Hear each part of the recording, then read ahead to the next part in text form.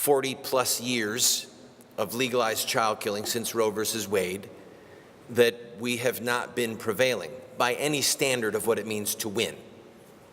Babies are still dying by the millions.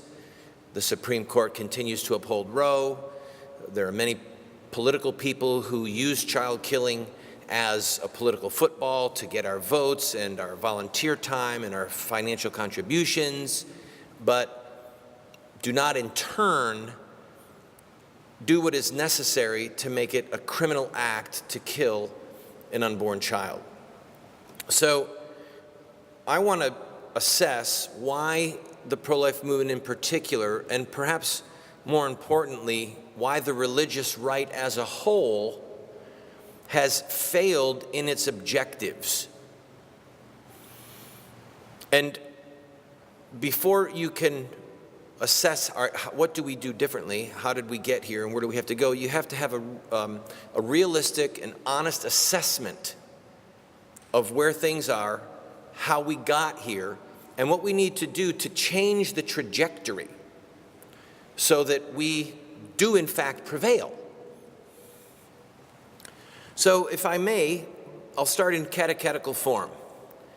What is the chief goal of the anti-abortion movement? That's the question. What is the chief goal of the anti-abortion movement?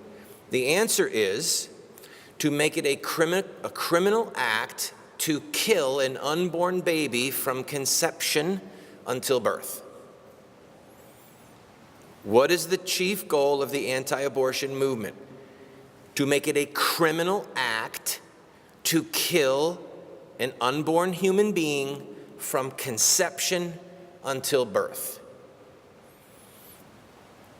The chief goal of the anti-abortion movement is not education. It's not mercy. It's not evangelism. All of those may play a role in obtaining the chief goal, but the goal is to make it a criminal act, as it used to be. Is abortion murder? Well, then you have to have laws against murder.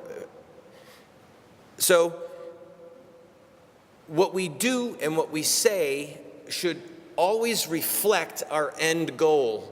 And anything that we do or say, or anything that we fail to do or fail to say that inhibits reaching the end goal has to be either altered or cast aside.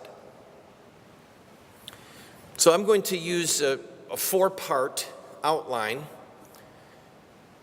and assess how we got to this place where not only are children continuing to be killed, but the sacrament, the covenant, the institution of marriage is under attack. The leaders of the political and tragically many in the religious realm have collapsed in their resistance to the juggernaut that is attacking not only life, but the very family itself, the very institution of marriage created by God, defined by God. We didn't get here in a vacuum. So, here's my outline. The pro-life movement, number one, became the pro-life establishment, number two, which became the pro-life industry, number three, which in turn became pro-life collaborators. Collaborators with the actual child killers. Let me explain. A movement. Let's look at the movement to end child labor.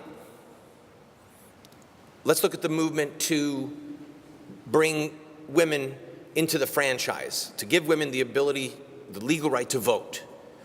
Let's look at the civil rights movement to break the back of the Jim Crow laws and of segregation.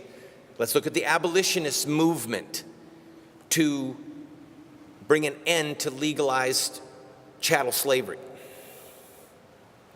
Each of these movements were defined by rhetoric, by images, by actions, by sacrifices.